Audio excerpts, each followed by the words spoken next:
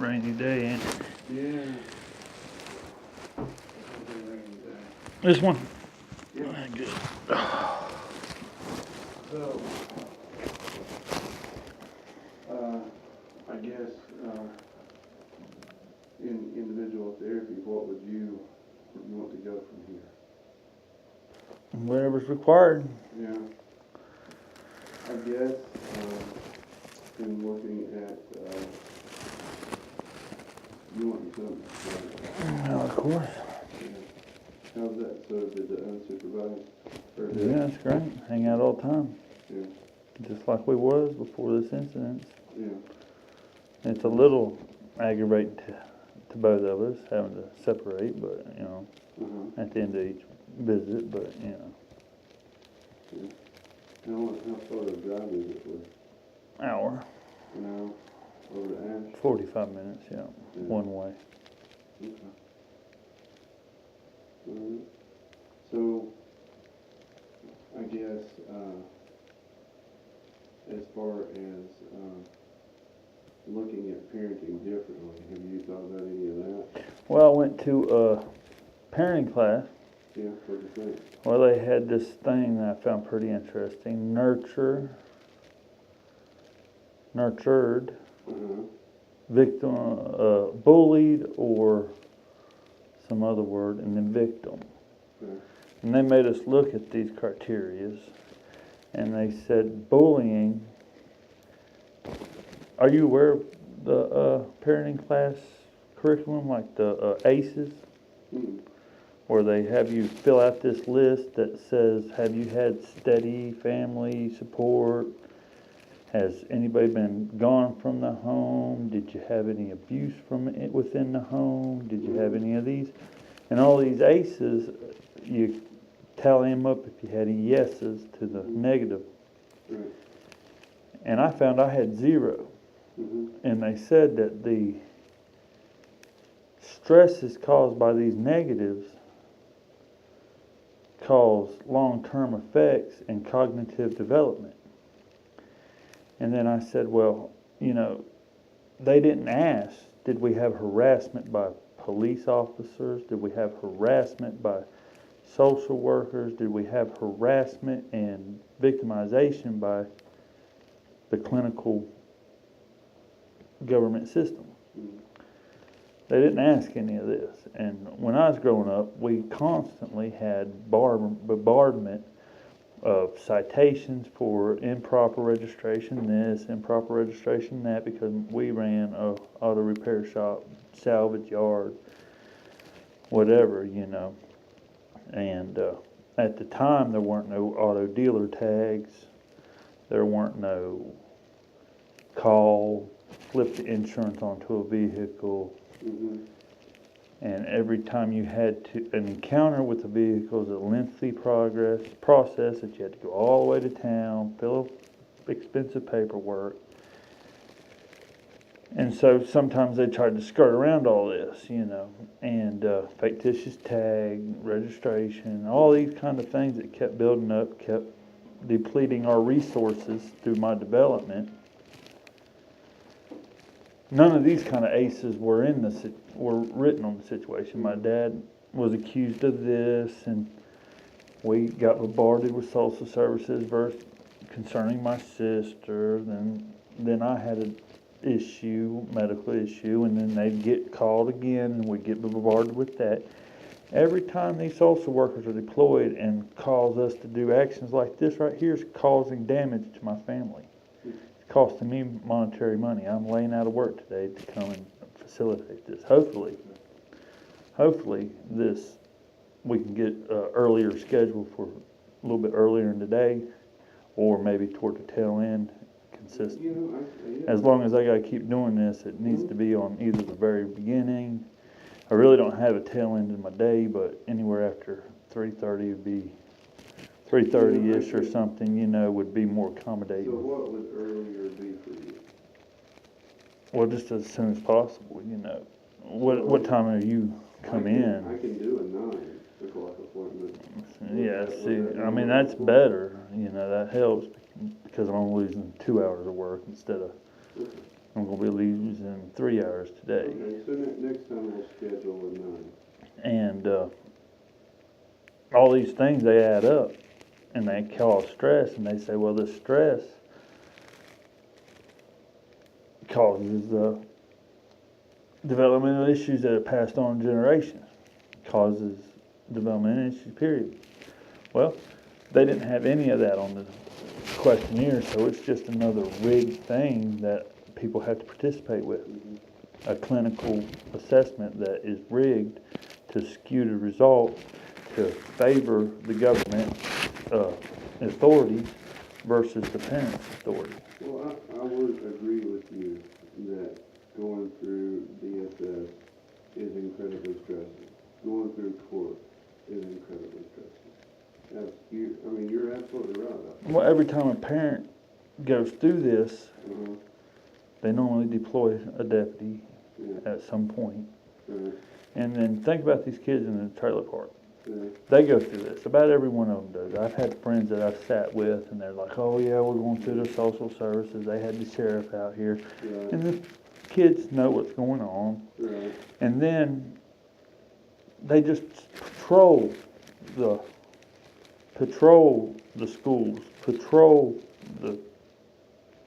the trailer parks. And the kids, after they had that one bad incident,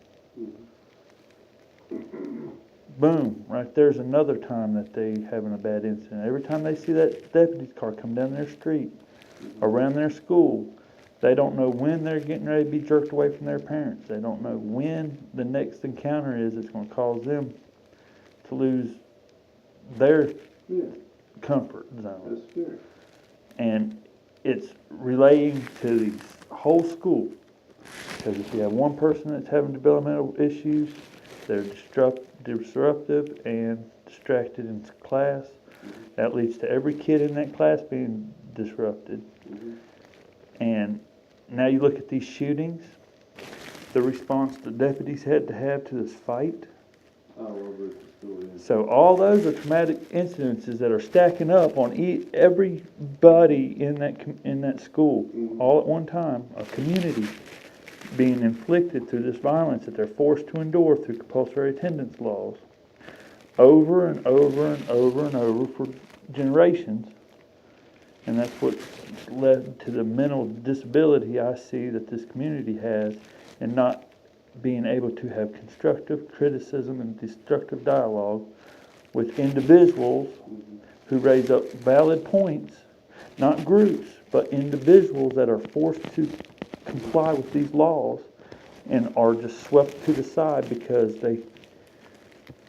the mental capacity of the representatives will not allow them to acknowledge an individual. They have to acknowledge a group that is basically like a mob. Mm-hmm. So this is a destructive thing in our community, and it's not personally me. And my son and my relationship has been good. Mm-hmm. The clinical social workers in the school, the counselor, and the intake officer for DSS, both of them stated on the stand, your son requested to talk to us. We didn't have to ask him any questions. He volunteered all this information. Mm-hmm.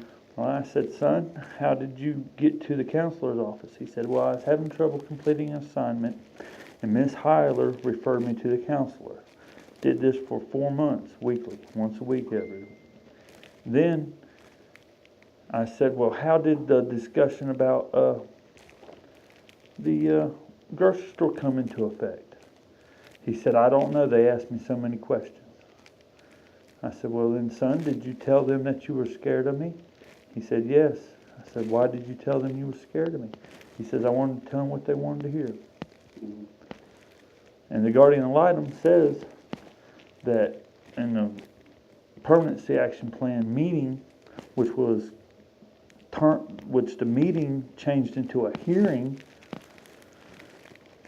which I wasn't prepared for a hearing. I was prepared for a meeting. So I didn't have any evidence or anything prepared because I was ready for a meeting, not a hearing, which they brought in community people.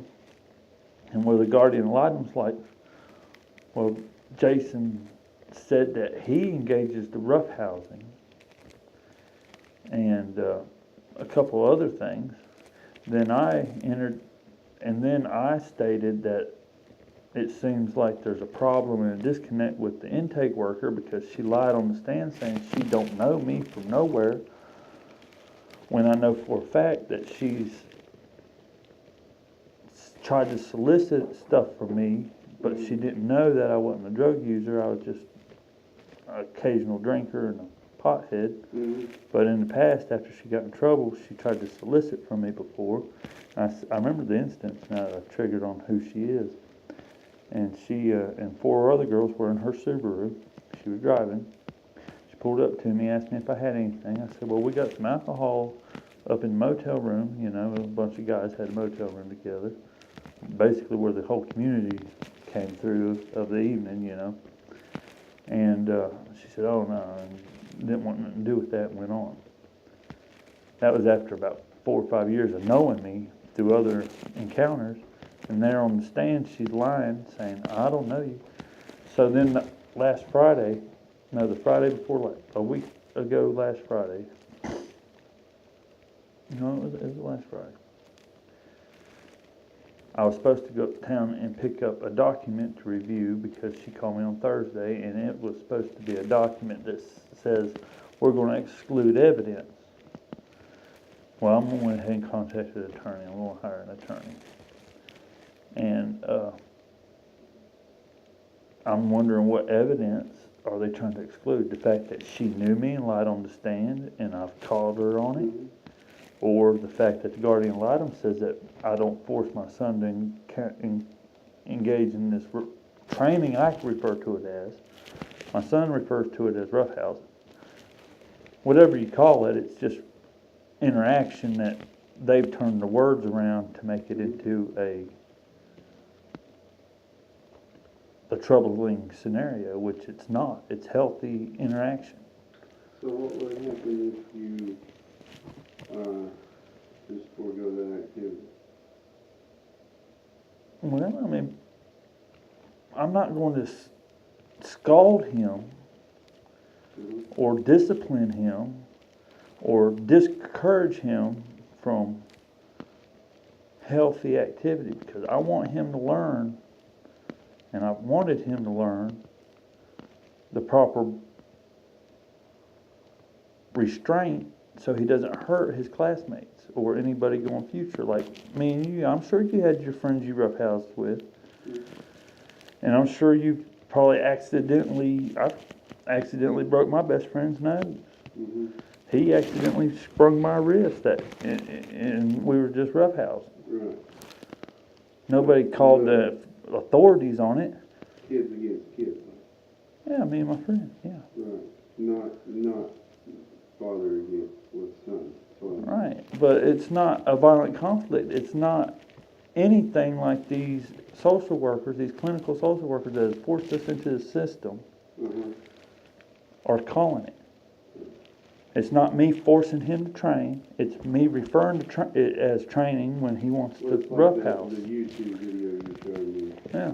that you guys were playing around. Yeah, I didn't go in his room and say, put on your gloves, let's go in here and train. Right. He come in, threw his gloves at me, put them on, and basically I'm just letting him get out a little energy and work on his hand-eye coordination. So one of the things it says in that court order, that you showed me, Is going to be contested because I tell you, the dependency and all that stuff, the dependency's been thrown out. mm-hmm. I'm going to sue them for malicious prosecution. Yeah. The thing about the medical neglect, I'm going to sue them for that because that's something they conjured out of my defense. Because I did not neglect my son's, I might have not presented a good case, but my son, as soon as he had that little bruise, Mm-hmm. I give them a note to the school and said, on account of that bruise on his belly or on his bruise, he's just allowed to abstain from any physical activity he feels painful. Same thing goes at home. And then He went to a doctor over breathing, and they examined his abdomen. They didn't find nothing alarming out of that bruise. Then they took a ultrasound of it because they're trying to maliciously construct a case against me. And they identified it. But you know what the procedure is they recommended after the department has had full criteria of administering anything necessary? They have done nothing because there's nothing to be done. It was a bruise. It wasn't when I touched it, I was being sure it wasn't a hernia that needed to be addressed. And I am well able to diagnose what is a hernia and what is just a bruise. So this whole process is upsetting. no, it's absurd. It's upsetting. And it's going to be remedied. It's a process that has been implemented on people in our community over and over and over, causing mental retardation in the development of our community, and it has been so perpetrated that it's influencing every clinical social worker and every clinical aspect of our community's mental health. So what would be it without I'm hiring a lawyer. you To- have a lawyer, right? I haven't had a lawyer. Okay. That's right, because you did not, you said you didn't. I told him I thought I could talk to the judge and administer common sense, and Yeah, evidently that became quite evident that couldn't happen. So I requested a counsel because I couldn't afford one right. prior to the adjudication, but at the adjudication hearing, I was denied a counsel. So there's two ways maybe to look at it. One way is to have an adversarial approach where you, let's fight them in court and what you're saying, right? Well, I'm gonna comply and get him out of my life one way or the other. The other way is, Well, my son's getting, what do you call it? What the system deems as, I lost of words, certain training, formal training, adverse to our unformal training. well, you said you, going 10 foot. Yeah, that's formal training, Yeah. because they're certified. Right. So, That's how I'm addressing it. So he can learn the difference between I a think physical injury, Yeah, a hurt, yeah. and a sting from, I think that's a great way to look at it. so I mean, you know, Yeah, I'm not gonna assault our activities because there's nothing wrong with our activities. The activities that there's something wrong with is referring my son to a counselor because you're sore at me. See, I didn't illustrate to the judge that these ladies that have controlled my child, the teacher, Miss Hyler, I give a email address in November so she could forward any kind of things to do with his assignments and his workload. And she started using it immediately to pry into our personal life, asking personal information and personal questions. And I blasted her on it, and she said, well, fine, I'll just lose your email. And this is all repercussion of it. okay. You know, she kept referring Jason to the counselor, which the school's supposed to let me know if he's being counseled. They're in denial, saying it's not formally counseling. I'm like, well, look, you hired her as a counselor. That's her role in school. I should be notified the very first time he has been referred to a counselor for anything. They're not there to make buddies and have conversation and pry into my son's life. I don't disagree with that. Well, you know, they deny it. They say it's not the way it's supposed to be.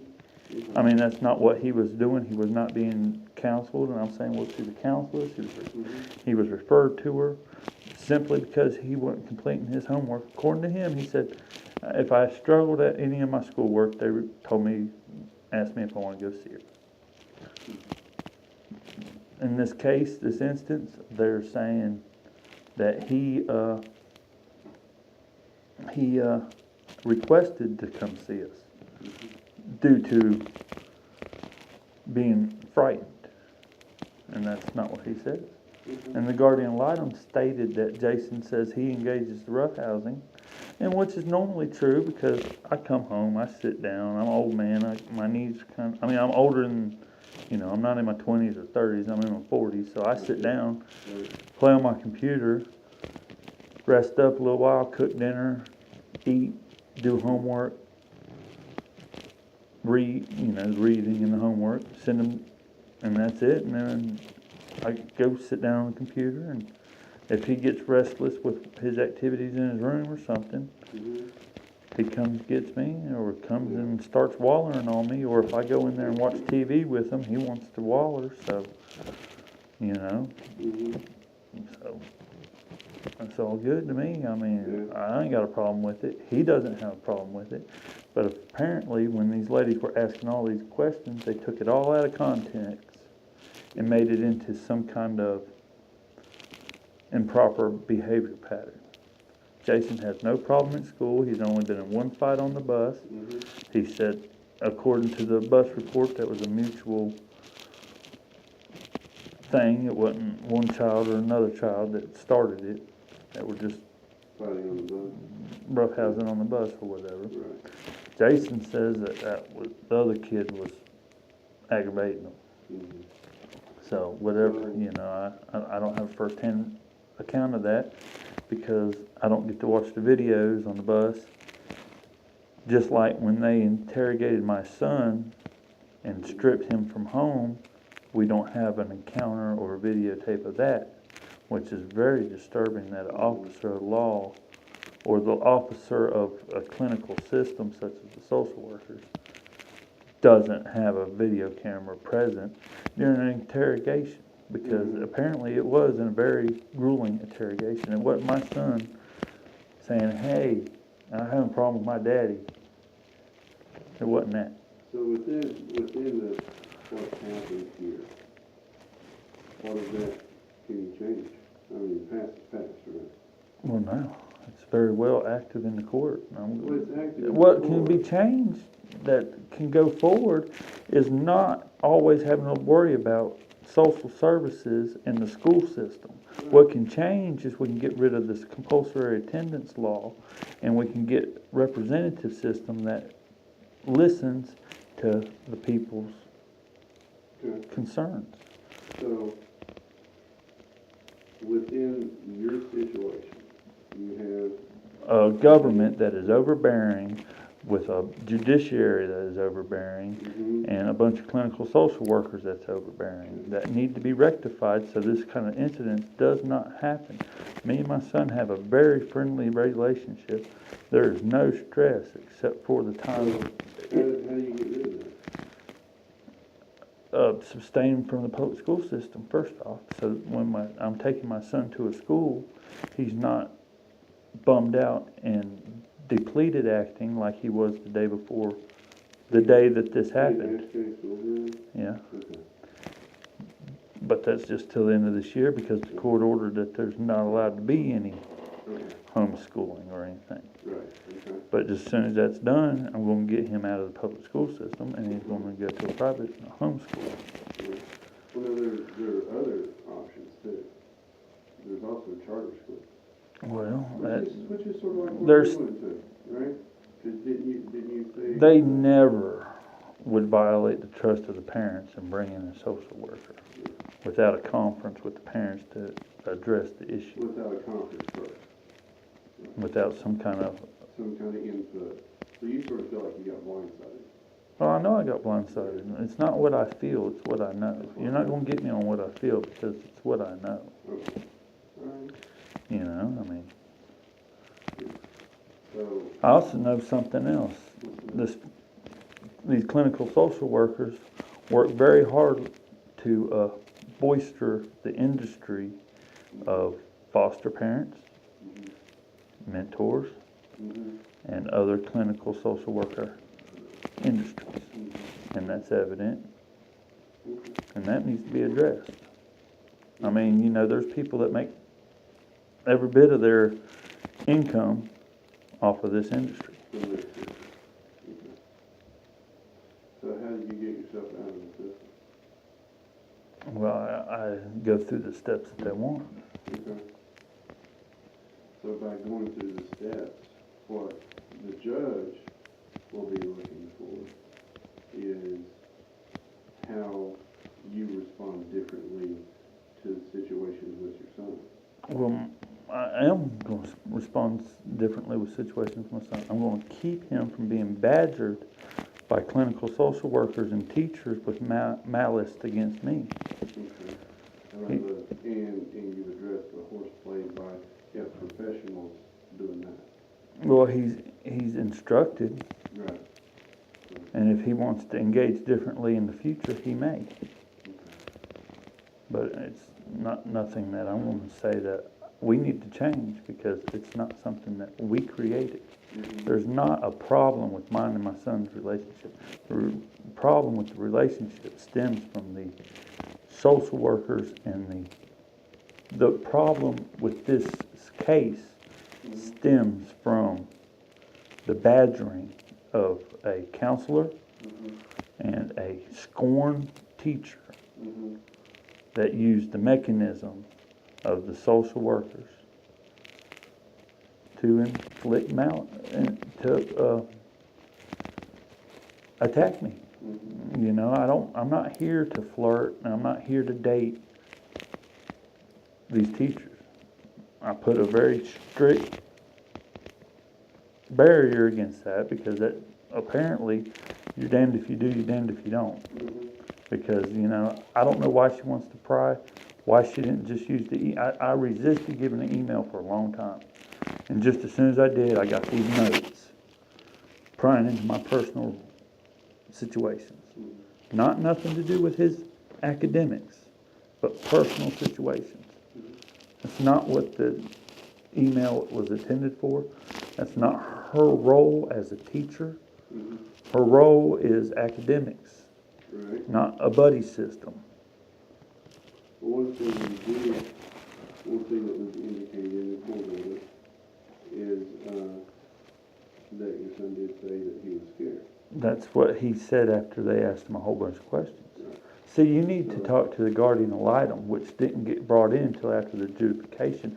And the moment the guardian ad litem presented what Jason said Mhm. at the hearing, the meeting, the permanency plan meeting, Mhm.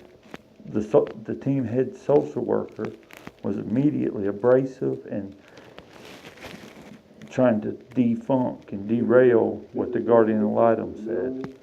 No, the team social worker is Chad. Chad, okay. And he immediately attacked what the guardian ad litem had said to disavow it Mhm. as quickly as he could to the community leaders, Okay. to the community team And responders. you're talking about a permanency planning. Hearing. Hearing. They call it a meeting. Turned out it was a hearing. Okay. So I wasn't prepared to. But now, after that, they're trying to give me a paper so I can review it, Mhm. and they present it to the judge to suppress evidence given during that hearing. Mhm. And if that's what my son said to his defendant or his guardian ad litem, his unbiased representative, we got a big problem with that. So So you're talking about the case plan? they said they want me to come review, come get my copy of the paper, Right. so they can suppress evidence that was omitted Mhm. during that hearing from court proceedings. Mhm. So that's raising flags on me. Mhm. So I got a meeting. I'm going to obtain a hearing, a lawyer. I have to at this point. It's just the whole malicious prosecution is becoming more evident. Right. And it's been sustained because there's 6 criteria of malicious prosecution. It's been sustained by, first they already struck the dependents. And this is they struck that, and then, if that had gone through, Mhm. if it'd been proven that he was dependent, in other words, if I hadn't had no other family to have a kinship placement, or if it had been proven, they would have found him dependent, he'd be in a foster home right now, Right. and they'd be working on a permanency plan for the foster parent to abduct my child Right. through the system of clinical social work. Mhm.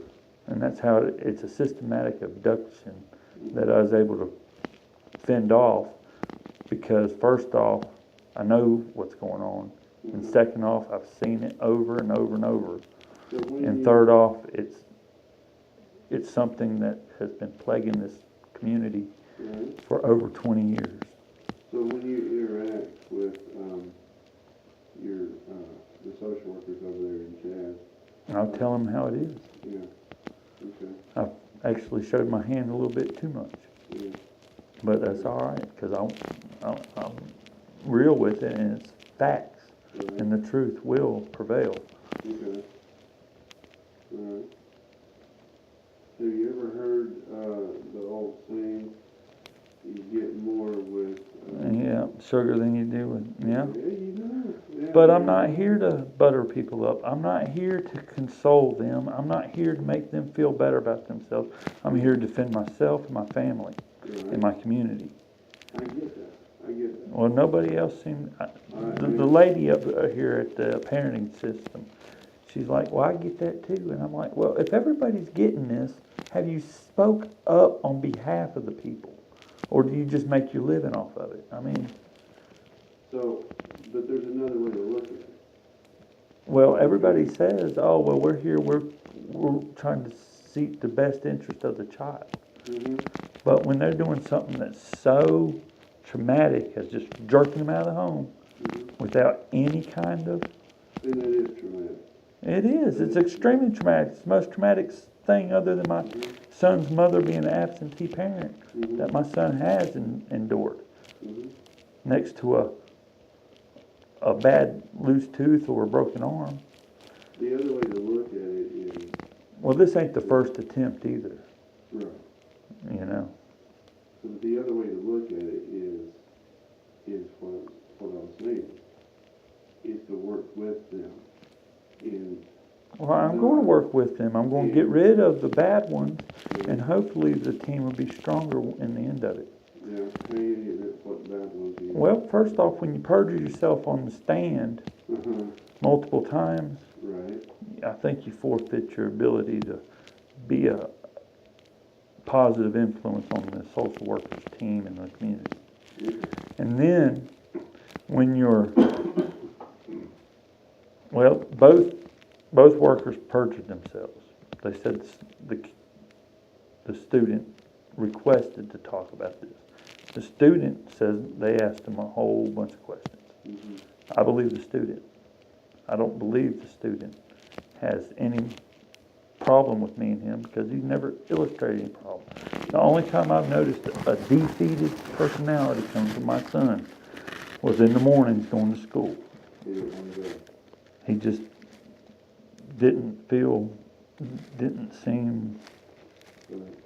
didn't seem right. And that, yeah, he didn't want to go to school. the last couple of days, he just didn't seem right. Mm-hmm, He just kind of, meh, right, you know. mm-hmm, yeah. So, why not try a different approach with this, Well, I'm trying the only approach that seems to be called for at this point, you know, because, I mean, they use the judicial system. mm-hmm, The particular intake worker used the judicial system to do anything she wanted as an adolescent mm-hmm, until she got caught. Then she got caught, and all she had to do was turn into a snitch. mm-hmm, And then it all went away. See, I went to a private school. I didn't know that you could just do anything you want, and then turned into just informing and stop doing it and have immunity. I mean, the social worker I've seen personally, firsthand, inject her toes with amphetamine. uh-huh, I didn't bring that up in court at the time because I didn't place her.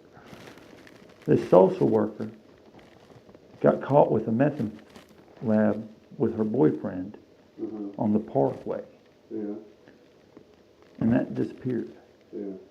And now, here 10 years later or so, she's a social worker, making up fictitious complaints against good parents in the community. Okay, so that was some time ago.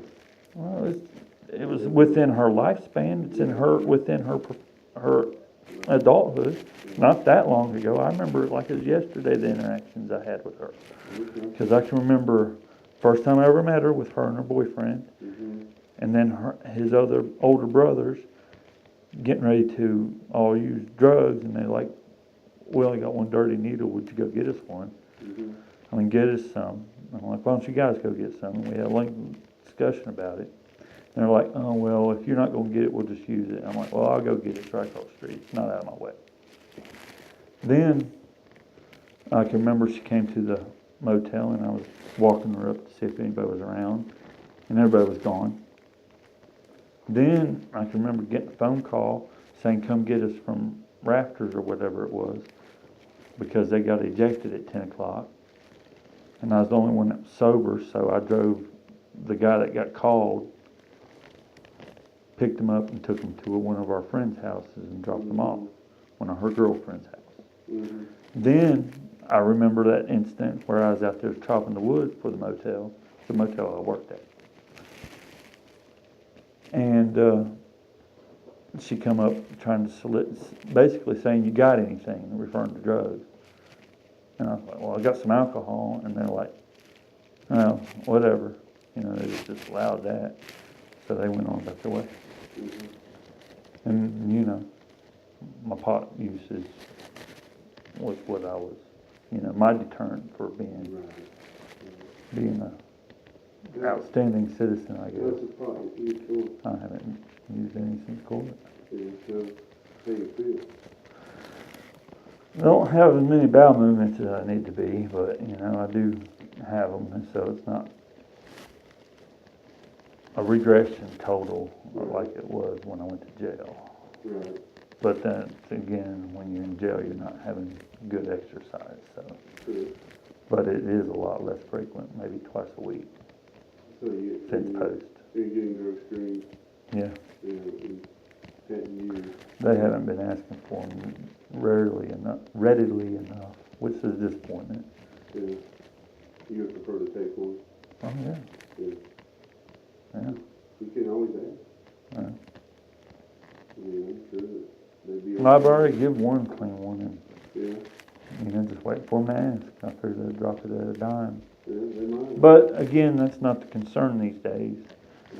I mean, you ask anybody that has had calls, and they'll say, "Well, they came out and they drug screened us. All they found was pot, and they ain't concerned with pot." So that's just a little boundary for getting a child home. I mean, I'm not blind to how this system works. I've actually been quite the follower of how it goes for years. Like I said, it's a problem in our community. Yeah. It does cause me stress Mhm. because I didn't know when they was going to try to perpetrate it the next time. Mhm. After that first time, The first time was in Wilkesboro. no, the first time was justified because of Your wife. mine and my wife's disagreement. Right. The second time was here in Watauga. He was going to a daycare, and I drive an old beat car. I always drive beat cars, so I look like an easy target. And they tried it. It just happened. I had an inkling, and my son was at my sister's that weekend. Jeff come out, seen there's nothing wrong with my son. Started to leave. I said, "Wait a minute. Look at that mark on the side of my son's face. Where'd that come from?" So then we asked my kid, and he said they hit him with the door at the daycare. And it turns out the person that hit him in the face with the door was a foster mom of a kid named Aiden. And I have the suspicion that she was trying to recruit another child, and that's why they glamorized this story of him being choked for 2 weeks, because he kept talking about it. for like 2 weeks, and then they called social services on me. Mhm. So they wanted him to have his story down. And that kind of resembles why he has this bad demeanor last week, the last couple of days of going to school, is because they've been badgering him and getting this story down before they called the social worker. Mhm. So, I mean, it all is clear to me. Yeah. And I'm not the judge, and I'm not confined with restraints of due process. So, Who was the judge? huh? Who was the judge Which one? in your court? Judge McIntyre's the one that signed the original The order? order to take my son. Yeah. After I requested to speak to the judge prior to this action. I told Chad, I said, I want to speak to the judge. He said, too late. Find out on the paperwork, the judge didn't sign the paperwork till 2 hours after I asked Chad to speak to the judge. Mhm. So, that's not right. Right. I mean, that's as wrong as it gets right there. And that just sustains the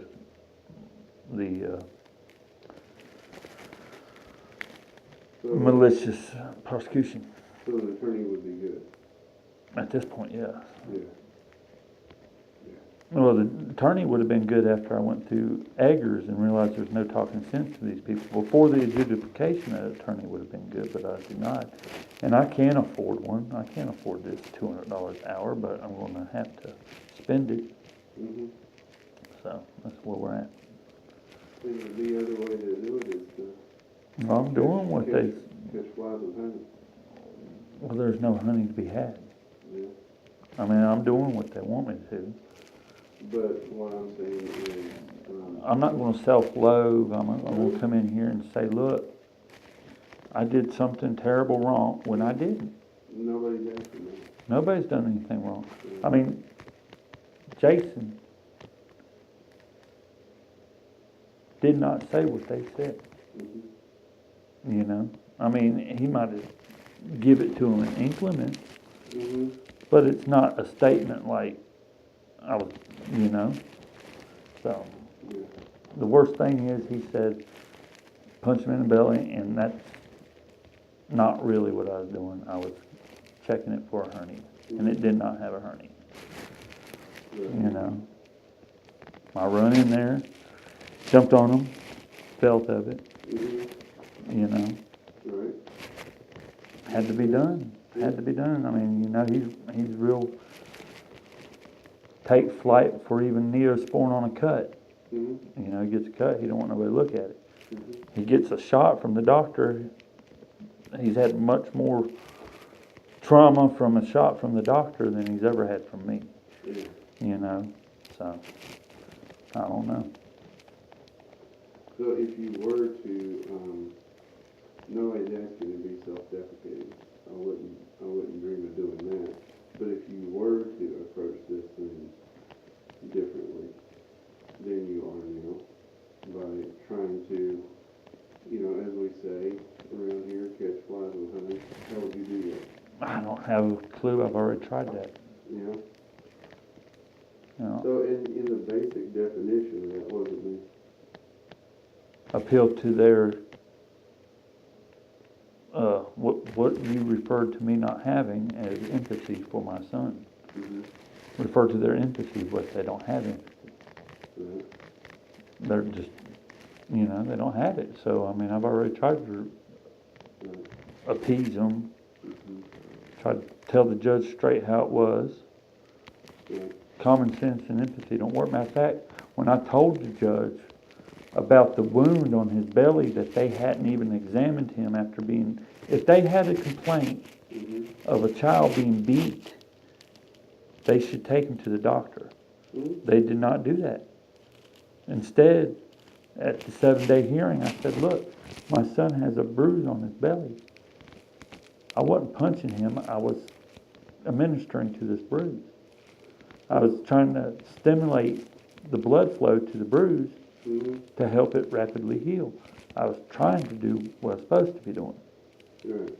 And then they turned that into me neglecting to take him to a doctor. Right. When I've been a hypochondriac his whole life. which again, I haven't the experience or the clarity to properly present all these facts as an attorney would. Mm-hmm. So I gotta get an attorney.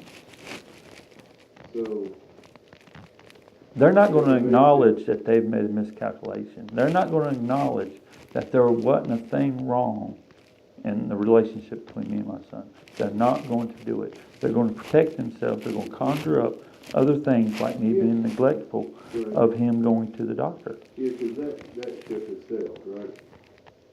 In other words, that piece of what you're talking about has already been adjudicated, been through court, so that's done. That's done, except for the lawsuit that's going to follow. That's what I'm getting an attorney for, And that's your choice. you know. So the basis of what. Well, no, I want this stricken. Mhm. It's not sailed. That's what they keep saying, they sailed. They said you can't go to, you can't escort your son to the zoo on a long-distance field trip with us. You can't. Now, you know, there's some stuff on my record. There's red flags all over my record that I haven't warranted. Right. And they've been put there with bias. Mm-hmm. And right now is my instance that this stuff's going to be rectified because I'm peaceful, as Martin Luther King is. Right. But I'm not going to be tortured and terrorized by a judiciary system that's here to cover up for the clinical social workers to go and inflict all this trauma Mm-hmm. to the community. This has to stop. Mm-hmm. I knew about it before I had a kid. Mm-hmm. I've seen it over and over and over.